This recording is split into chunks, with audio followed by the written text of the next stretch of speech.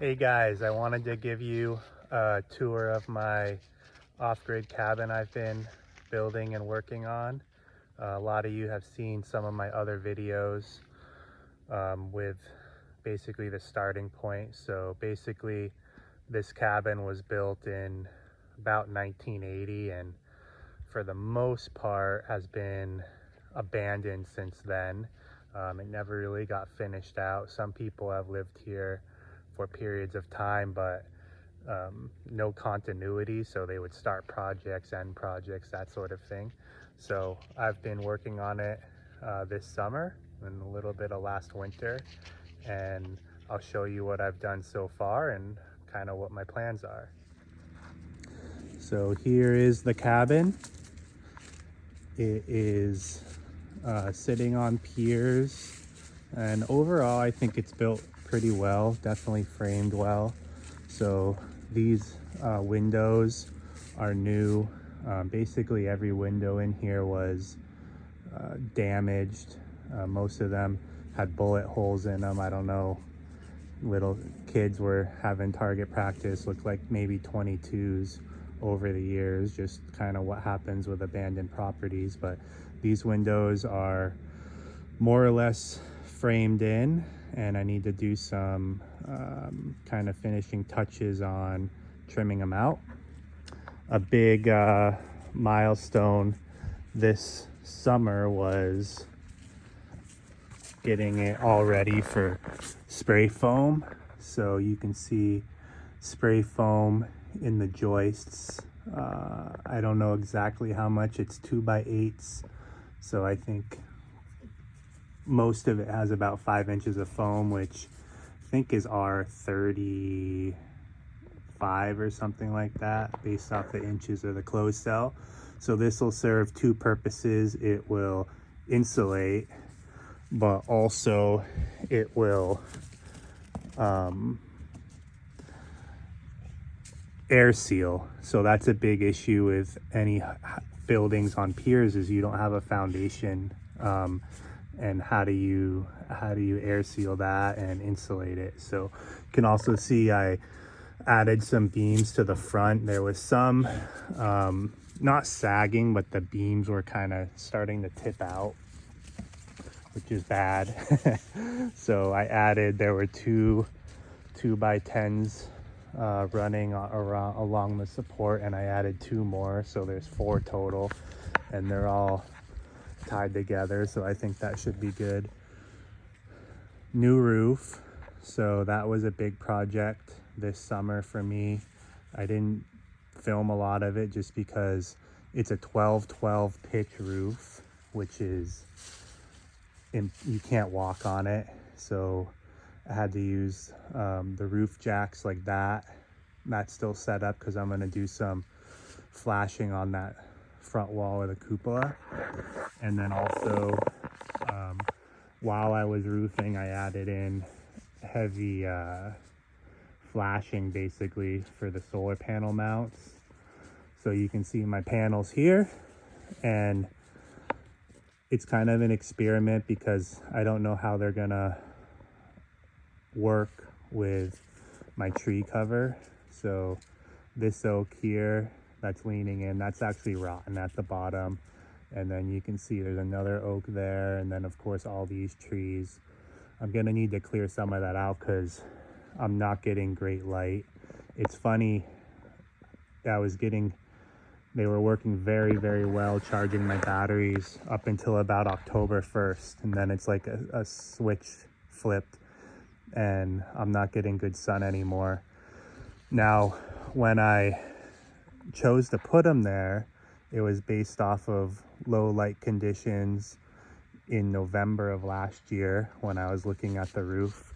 I thought that that would be a good spot. So once all these leaves finally fall, and you can see the sun right there is blocked by the leaves. Once those leaves are gone and I can clear out some of these trees, I'll get good light there. In the summer, so before October, I had them running for a couple months and it was amazing. They would pretty much top off my batteries every day in just about an hour of direct sunlight. So I'm not too worried about that.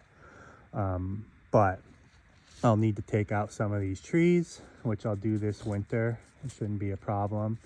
And then I can also add panels in other places, ground mount. So that's kind of my plan. You can see this section, I took off all the siding, which was the same as over there, so that I could put in this sliding door. So this sliding door I got a really great deal on. Someone had purchased it for a new build, a nice new house, and it had been ordered with the opening on the wrong side. So they got it replaced, and then this one I bought on Facebook Marketplace for next to nothing. Basically, they just gave it away. So brand new door, which helped me kind of justify getting a $3,000 sliding door. Meant I could, for free, basically, I could put on this expensive zip system. It's about $300 worth right there, so that I could put in this door that has the nailing flange here.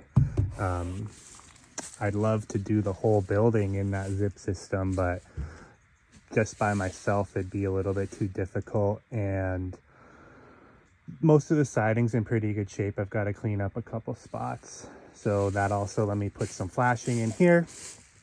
Down below there will be a deck right here, so the deck eventually will run under that sliding door all the way under the main door to over here, and you'll walk up some stairs here, walk up onto a deck, and then walk into the house. So not a ton has changed on the first floor, other than this is all framed in. There's the sliding door, and mostly the same. There is these windows framed in, and of course these windows. I need to change those headers out. Span wise, the 2x6s work, but these are 2x10s. I like that a lot better. So we're gonna change out those headers and then insulate and foam, and this needs to be pushed out a little bit to make it flush and all of that. So that's kind of one of my next projects. And then of course finishing the outdoors outside of the windows. This is the electric box here, which this wood stove for now is gonna get moved to between these two windows, about 3 feet off the wall, with a metal chimney going out the wall there.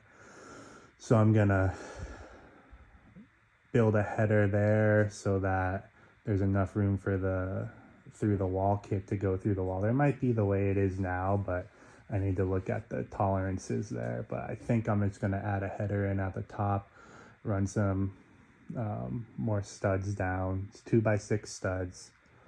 So I wasn't getting clear information from the spray foam company on how they would spray foam this building, because let's see if I can find a good spot to show you. Yeah, so this is the stringers on the outside, which of course there's still a bunch of mouse damage here. So 2x6 studs, real 2x4 rough sawn stringers across, and then the siding's nailed to that. So there's this gap here.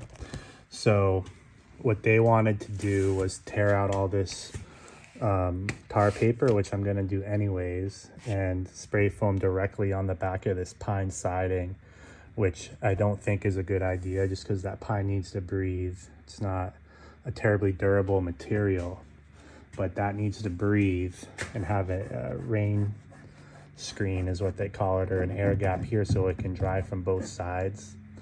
What I had read was that spray foam can go right on this tar paper and fill this void here, and they didn't really want to do that, although when they came and actually did the spray foam, that's how they did some sections of the roof, and it seems to turn out just fine. You just don't have that rigidity on the backside of the siding. But what I would have liked to do is clean up these stud bays, and I would staple in tar paper here and then spray foam on that. But at the end of the day, I couldn't afford that anyways. So I'm gonna do the same thing, clean up these stud bays, staple tar paper in the voids. I've kind of done some of it down here, you can see. And then insulate this with rock wool, which is a good product. Mice don't like it.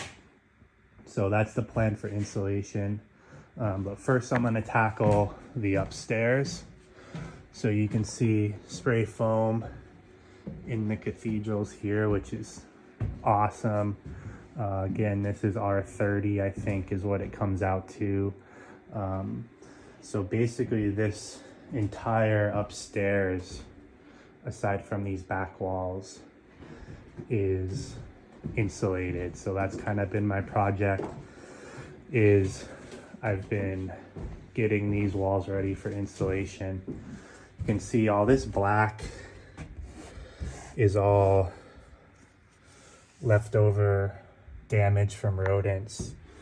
And what I did was I tore out all the tar paper, cleaned up all the mouse nests and debris.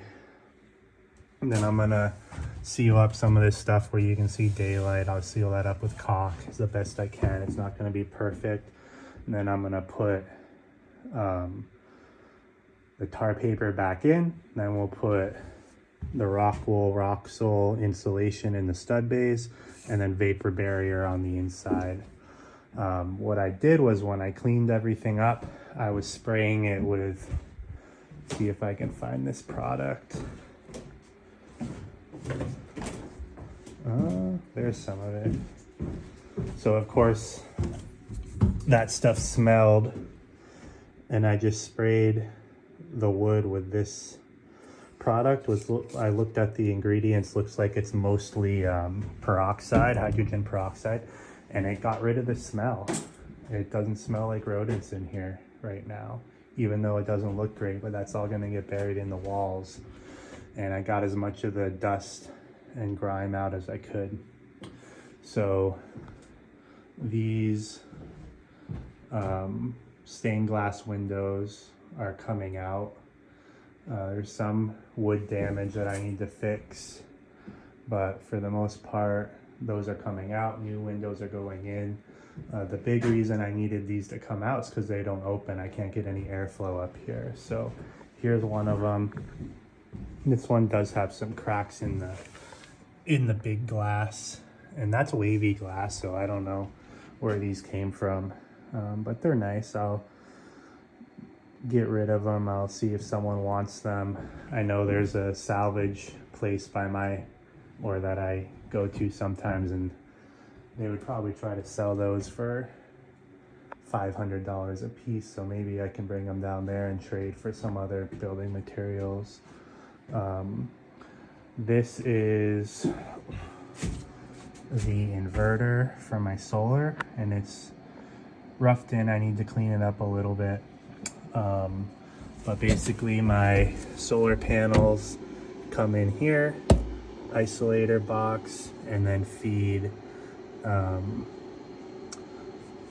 this box here. And we're generating power right now. These big, I think 2-gauge cables go to the battery bank. This is the line that goes to the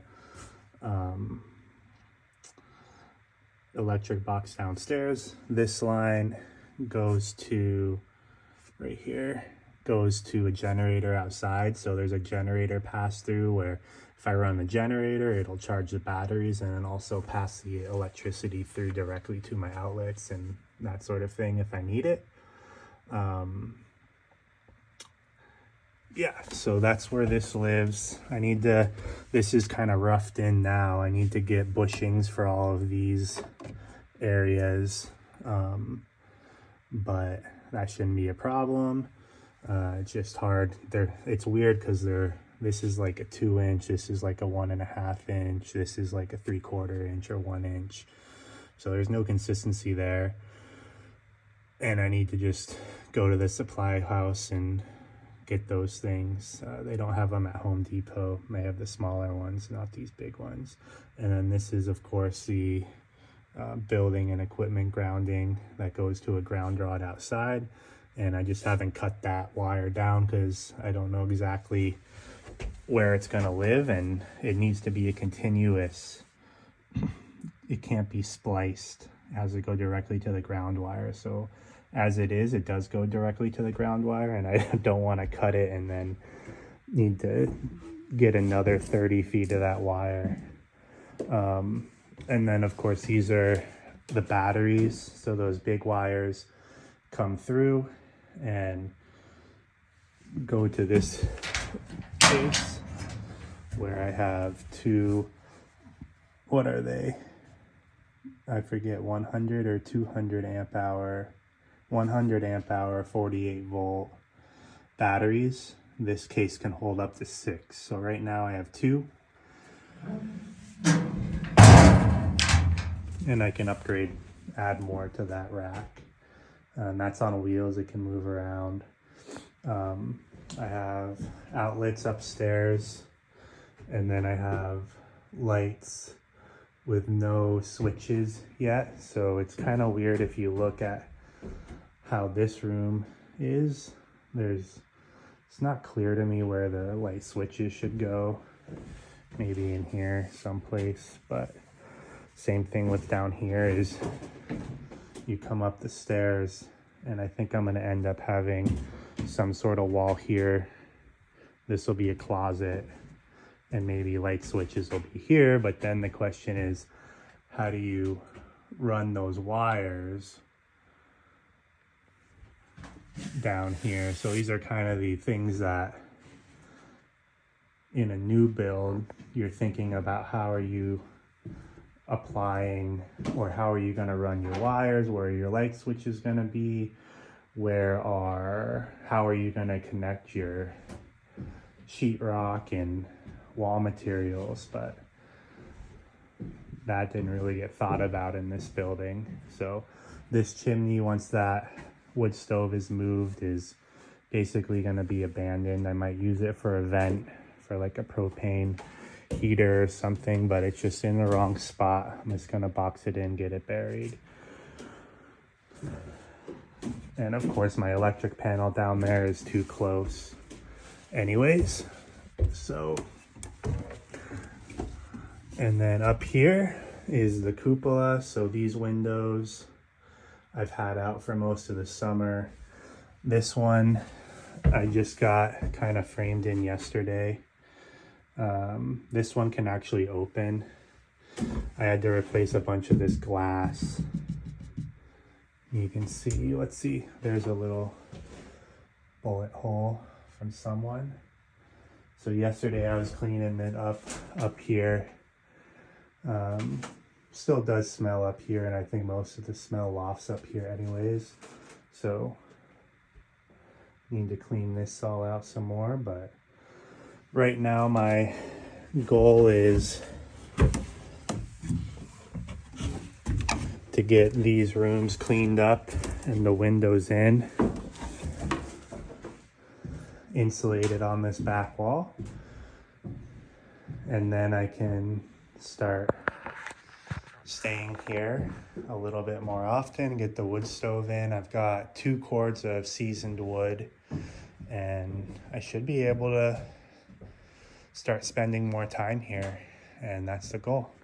So I'll do my best to keep recording videos and keep everyone updated. If you have any questions, comments, ideas, how I should do things, please let me know. I'm doing my best all by myself, and it's coming together, taking a little bit longer than I thought it would, but it's better to, do your best the first time, which is what I'm trying to do. And then I can start focusing on other projects. All right, well, thanks for watching. Let me know if you have any questions or comments, please, and keep you updated.